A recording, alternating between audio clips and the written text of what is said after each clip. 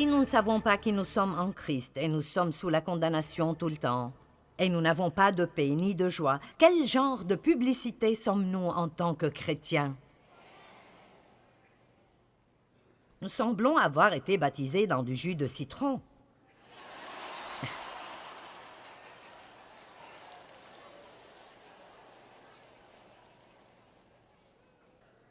Beaucoup de chrétiens ne savent même plus comment s'amuser.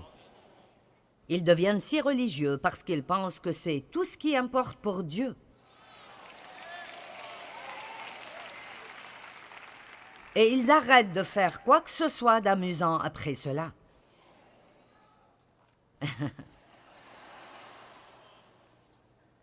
Vous savez, je pense que beaucoup de femmes chrétiennes croyantes qui veulent vraiment que leur mari soit sauvé, essayez donc de vous amuser un peu plus avec lui, au lieu d'imposer les mains sur lui tout le temps pour chasser les démons.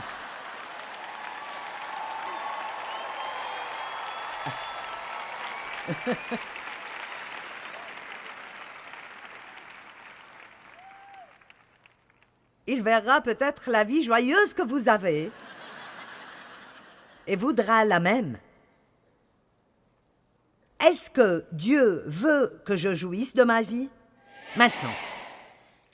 Vous savez, c'est un grand problème pour moi, parce que je n'ai jamais pu vivre mon enfance. Juste à cause de l'abus dans notre maison et la colère que mon père avait, l'homme méchant qu'il était et la peur qu'il provoquait. Je n'ai jamais vécu mon enfance et je n'ai pas réalisé cela jusqu'à devenir adulte. Vous savez, quand j'ai épousé Dave, j'ai pensé, est-ce que tu dois faire le pitre tout le temps? Je veux dire, quelqu'un ici doit être responsable pour quelque chose. Et ce n'était vraiment pas qu'il était irresponsable, c'était juste que quoi qu'il fasse, il doit en jouir. Et c'est là le but que je poursuis pour moi-même et pour vous tous. Je ne veux pas juste jouir du jour de paix ou des vacances ou du shopping. Je veux jouir si je dois aller faire les courses et si je dois faire le ménage. Je veux jouir de ma vie, quoi que je fasse, parce que la vie est trop courte pour ne pas jouir de son cheminement.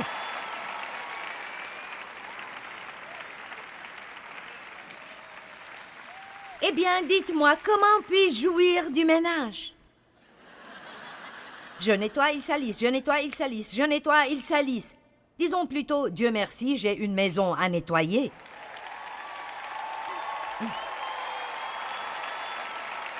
Et, Dieu merci, j'ai une famille, même si elle salit. Parce que vous pourriez vivre totalement seul. Et personne ne salirait jamais rien.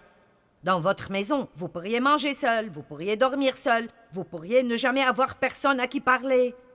Puis-je te dire quelque chose? Toi, la dame qui est déterminée de trouver tout ce qui ne va pas en ton mari, et je ne dis pas qu'il n'y a pas de vrai problème, mais j'ai juste quelque chose à te dire. Si tu ne veux pas de lui, il y a probablement une femme esseulée qui serait très contente de te débarrasser de lui. Alors tu ferais mieux de le prendre dans tes bras et de lui dire « tu es génial ». Et je sais que certains d'entre vous ont des situations très difficiles, mais vous devez les résoudre autrement. Mais je parle juste du pinaillage, des grognements. Tu n'es pas ceci, et tu n'es pas cela, et tu n'es pas... Je faisais cela avec Dave une fois. Tu sais, tu dois être plus agressif. Tu dois être plus agressif.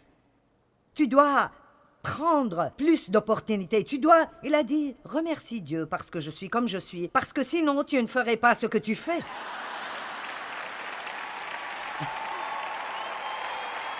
Bon, d'accord. Oui, je pense. Nous devenons si mécontents avec ce que nous avons, mais avez-vous jamais pensé que c'est peut-être exactement ce dont vous avez besoin? Oh.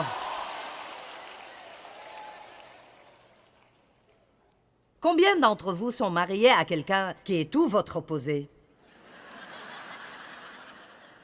Dieu a fait ça exprès.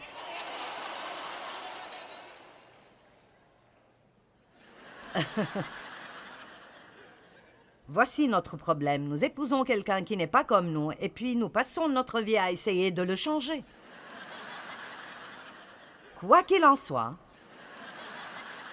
en fait, la Bible dit que la femme doit jouir de son mari. C'est en fait écrit.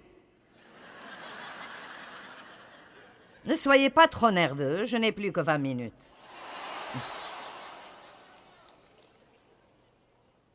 Le voleur vient seulement pour voler, tuer et détruire. Mais Jésus a dit, « Je suis venu afin que vous ayez la vie, une vie abondante jusqu'à débordement. » Pourquoi jusqu'à débordement? Il veut que nous ayons tellement qu'elle sort de nous vers d'autres personnes. Les femmes contrôlent l'atmosphère dans leur maison. Vous pouvez rendre tout le monde grincheux, ou vous pouvez créer une atmosphère de joie. Vous pouvez faire que le problème paraisse pire, ou vous pouvez le faire paraître meilleur. Les femmes ont une grande influence.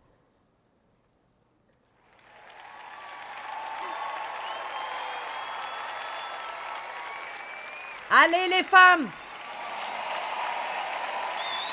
Amen! Vous savez, nous allons tous quelque part. Nous sommes tous en chemin. J'ai pensé écrire un livre intitulé « Mon cheminement avec Dieu » parce que c'était vraiment un cheminement. Nous avons tous des buts et des rêves, mais très peu de gens jouissent vraiment du chemin. La vie ne se rapporte pas à la destination. Elle ne se rapporte vraiment pas à la destination. C'est comment vous y allez.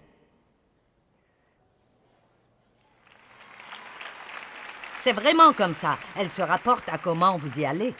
Et comment vous y allez est vraiment votre décision. Ça se rapporte à prendre une bonne attitude, position mentale et pensée. Vous savez, nos pensées, la façon dont nous pensons, est connectée à tout le reste de ce que nous faisons. C'est mon nouveau livre, La connexion de la pensée. Comment notre pensée est connectée à nos paroles et à nos émotions et à toutes nos actions et à comment nous traitons les gens, comment nous nous associons à nous-mêmes et à Dieu. Faites plus attention à ce que vous pensez et comprenez que vous n'avez pas besoin d'être une décharge mentale où le diable peut jeter n'importe quelle mauvaise chose. Vous pouvez penser vous-même. Vous pouvez choisir vos pensées. Vous n'avez pas besoin d'attendre de voir si vous sentez que ce sera une journée désagréable. Vous pouvez dire « Aujourd'hui, je jouirai de ma journée. Dieu m'a donné la puissance et l'autorité et je décide de rester calme et de jouir de ma journée. » Et chaque fois que la culpabilité frappe à ma porte, je lui dirai « Seule la justice est là. »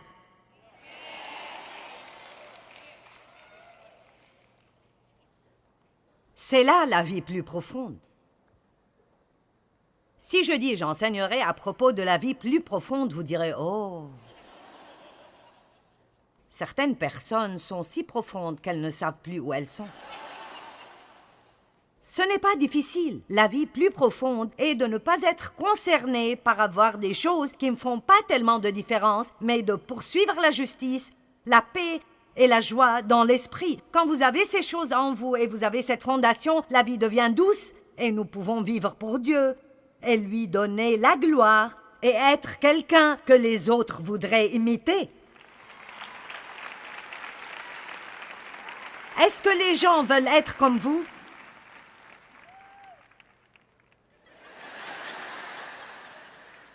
Je n'ai jamais pensé à cela. Réjouissez-vous dans le Seigneur, je le répète, réjouissez-vous. Philippiens 4:4. Paul était en prison quand il a écrit cela. Néhémie 8:10. La joie de l'Éternel est votre force. Ne vous affligez donc pas, car la joie de l'Éternel est votre force. Je vous le dis, la joie. Et la joie n'est pas l'hilarité extrême tout le temps. Elle peut l'être, mais la définition va en fait de l'hilarité extrême à un plaisir calme.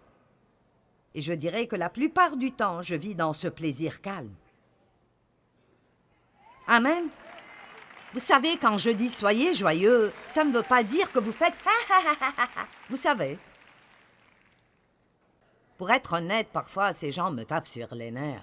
Oh. Parce que la vie est réelle et il y a des choses dont on doit s'occuper. Et clairement, vous ne pouvez pas rigoler tout le temps, tous les jours, mais vous pouvez avoir un plaisir calme. En Dieu, mets ta joie et il comblera les vœux de ton cœur. C'est juste ce bon vieux sens commun pratique. Ce sont des choses que vous pouvez prendre avec vous et vous direz « Je vis la vie plus profonde ». Et les gens ne sauront pas de quoi vous parlez, mais ils voudront ce que vous avez.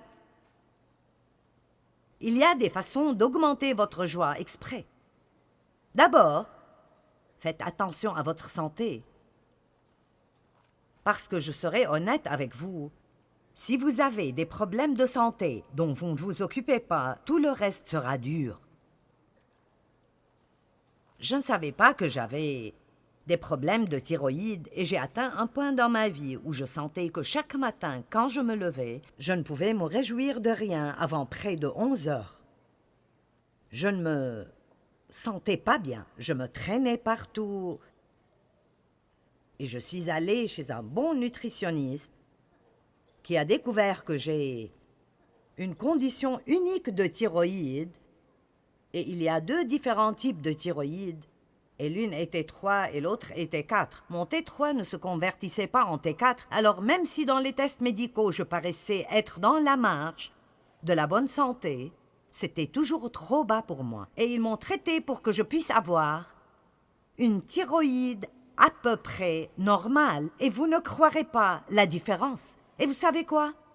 Demandez-vous toujours d'abord si vous êtes déprimé tout le temps, si c'est spirituel, si c'est l'attitude. Allez là d'abord. Mais si vous croyez vraiment que vous n'avez pas une mauvaise attitude et que votre relation avec Dieu est solide, alors ne vous asseyez pas à ne rien faire.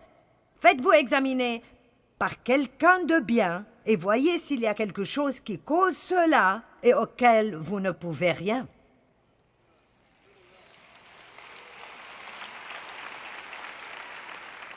Ce n'est pas un manque de foi d'avoir recours à de l'aide médicale. Restez dépendant de Dieu, mais utilisez toute ressource qu'il a donnée. Est-ce que vous m'entendez ce soir? Amen. Et pour garder vraiment une bonne conscience, je dois vous dire cela. Si vous voulez augmenter votre joie, commencez à vous exercer.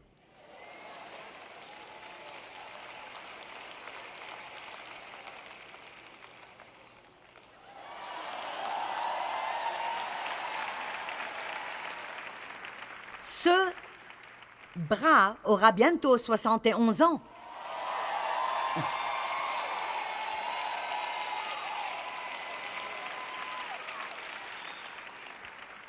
Vous pouvez le faire ou ne pas le faire, je vous donne juste l'idée. Vous savez, marchez, faites quelque chose, portez des haltères, vous savez. Dieu nous a donné des articulations pour que nous bougions. Pas pour que nous disions tout le temps « je me sens si mal aujourd'hui, je me sens vraiment mal aujourd'hui ». J'aurais aimé avoir plus de temps avec vous.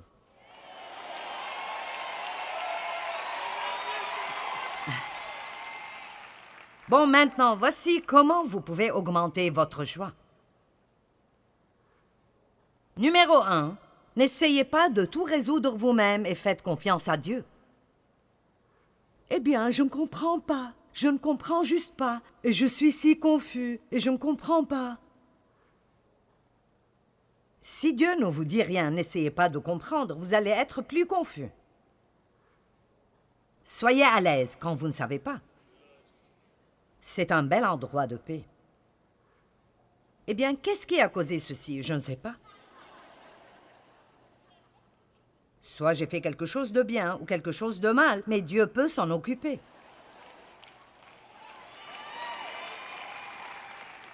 Si nous faisons quelque chose de mal ou si nous faisons quelque chose de bien, l'ennemi vient après nous de toute façon pour essayer de nous arrêter. Alors je ne me tracasse plus avec ces choses. Si Dieu a quelque chose qu'il veut me montrer, je suis très heureuse de le voir. Je n'ai pas peur de ce que Dieu pourrait vouloir me dire. N'ayez jamais peur de ce que Dieu veut vous dire à votre sujet. Vous m'entendez? N'ayez jamais peur de quoi que ce soit que Dieu veut vous dire à votre sujet. Prenez-le en entier. Dites Dieu, tu as raison, j'ai tort. Toi seul peux me changer. Me voici, je t'appartiens, travaille en moi.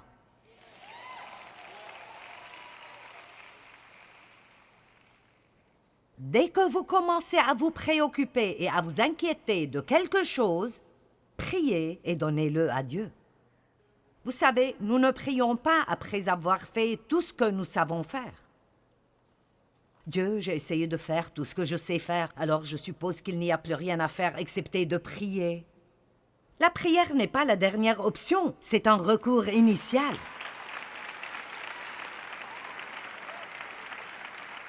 Savez-vous ce que Dieu pourrait faire si vous lui demandez simplement d'être impliqué dans vos problèmes? Je vois des choses si merveilleuses arriver à travers la prière et je prie pour des choses plus vite et plus fréquemment qu'à tout moment passé. Et j'ai déjà vu des choses ahurissantes simplement pour la prière. Seigneur, je te demande de t'occuper de cela. Je ne peux pas le faire, fais-le. Ne perdez pas votre temps à essayer de changer les gens. S'ils ne changent pas pour Dieu, ils ne le feront pas pour vous.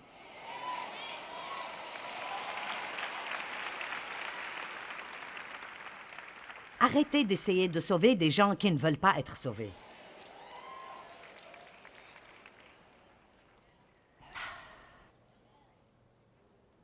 Jean 16, 24. Demandez et vous recevrez pour que votre joie soit complète. N'est-ce pas magnifique? Demandez et vous recevrez pour que votre joie soit complète. Philippiens 4, 6. Ne vous inquiétez de rien, mais en toute chose, demandez à Dieu par des prières et des supplications avec reconnaissance. Verset 7. Alors la paix qui surpasse tout entendement gardera votre cœur et votre pensée en Jésus-Christ. Est-ce que la préoccupation résout le problème? La suivante, restez positif tout le temps et croyez. Romains 15, 13 dit que la joie et la paix sont retrouvées dans la foi. Nous parlons de la justice, de la paix et de la joie. Où puis-je trouver la paix et la joie? Si j'ai perdu ma joie, où est la première place où chercher? Qu'est-ce que je crois? Qu'est-ce que je crois? Qu'est-ce que je pense? Comment est-ce que je regarde cette situation? Est-ce que je suis négative? Voici quelque chose que je fais presque chaque jour et je pense que c'est une bonne chose à faire dès que je me réveille. Parfois, avant même que je sorte du lit, je dis « Quelque chose de bien arrivera avec moi aujourd'hui et à travers moi aujourd'hui. »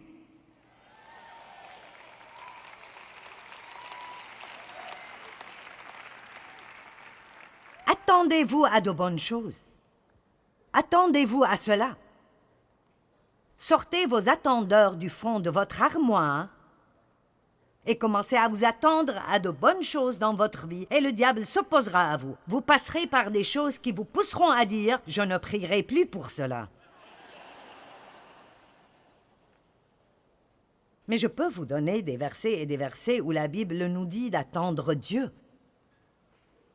David dit « Oh, si je n'étais pas sûr de voir la bonté de l'Éternel sur la terre des vivants. Dieu merci, nous n'avons pas à attendre le doux moment où nous allons au ciel pour voir de bonnes choses. Dieu veut nous donner de bonnes choses ici, alors que nous vivons sur terre. »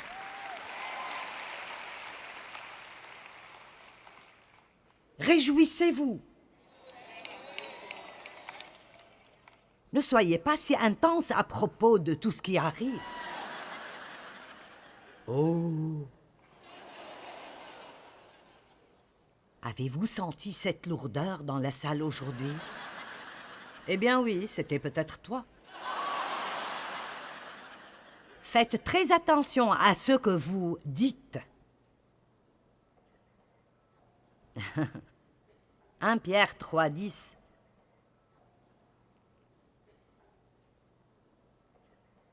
C'est là le jour que l'Éternel a fait. Vivons-le dans la joie et l'allégresse. Parlez à vous-même. Ma joie ne se base pas sur mes circonstances. Ma paix ne se base pas sur mes circonstances. Celui qui souhaite aimer la vie. Est-ce que vous voulez aimer la vie? Et voir des jours heureux, qu'ils paraissent ainsi ou pas. Donc il dit, ayez de bons jours, même si vos circonstances sont mauvaises. Je n'invente pas cela, c'est juste là.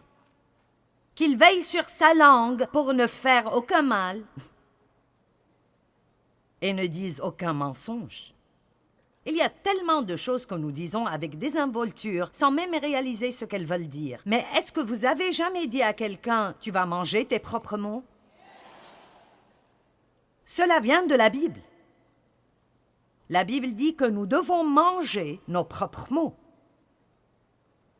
Proverbe 18, 20. Chacun, moralement, goûtera à satiété les fruits de ses paroles et se rassasiera de ce que ses lèvres ont produit, que ce soit bon ou mauvais. La mort et la vie sont au pouvoir de la langue qui aime se répandre en paroles, mangera ses fruits, la vie ou la mort. Vous n'aurez pas la joie si tout ce dont vous parlez est vos problèmes. Nous ne jouirons pas de la vie si nous nous réunissons dans de petits groupes et nous médisons à propos des autres. Ne passez pas votre heure de déjeuner assis à table au travail à parler de tout ce qui va mal dans cet endroit et tout ce qu'ils ne font pas et que vous n'avez pas. Si c'est tout ce dont tout le monde parle, alors si vous devez le faire, allez manger seul. Allez marcher et dites, Dieu, les choses pourraient être meilleures, mais je suis si reconnaissante d'avoir un travail. Merci Seigneur parce que j'ai un travail. Vous devez combattre le diable. Et la plus grande chose, la meilleure chose, êtes-vous prêts pour la grande finale? La meilleure chose, la meilleure d'elles, la plus grande, la chose la plus merveilleuse que vous pouvez faire pour augmenter votre joie est de faire quelque chose pour quelqu'un d'autre. Maintenant, cela est la façon la plus amusante d'avoir une meilleure vie. Si nous voulons vraiment jouir de nos vies, nous devons faire confiance en Dieu dans toute situation, rester positif et faire quelque chose pour aider quelqu'un d'autre. Le psaume 37, 3 dit « Confie-toi en l'Éternel et pratique le bien ». Je pense que c'est une formule très simple sur comment agir quand nous avons des problèmes. Nous devons garder les choses essentielles en premier et nous devons avoir confiance en Dieu et être une bénédiction pour d'autres. C'est mieux que de recevoir ce que nous voulons. Si nous demandons en premier le royaume, Dieu nous donnera le reste.